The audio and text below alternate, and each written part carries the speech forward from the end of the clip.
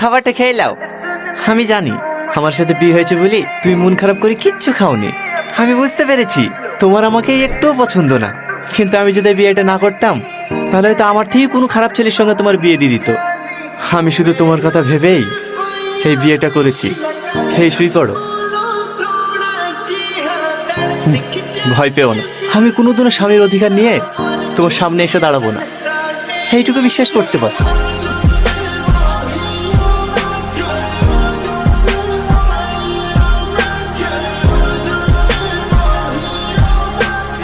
তোমাদের আসতে কোনো অসুবিধা হয়নি তো বাপ? না না মা, কোনো অসুবিধা হয়নি। আর আস্তে আস্তে ভেঙে ফেলবা নাকি? ঠিক আছে ভাই। এই ভাই কাকে বলছি, সাহেব বলবি। ঠিক আছে সাহেব। বিয়ের পরে প্রথম শ্বশুর বাড়ি আসলা, যতই কাজ থাক এক সপ্তাহ নিচে কিন্তু বাড়ি যেতে দেবো না বাপ। না না মা, অতদিন থাকতে পারবো না। সামনে মঙ্গলবারে চলে যেতে হবে, একটা নতুন রাস্তায় টেন্ডার আছে, আমি না গেলে আবার পাস হবে না। জানো মা, তোমার জামাই সব থেকে বড় কন্ট্রাক্টর। তোমার জামাইয়ের আন্ডারে 200-এরও বেশি লোক কাজ করে। তোমার জামাইয়ের ওখানে বিশাল সম্মান, কেউ স্যার ছেড়ে কথাই বলে না।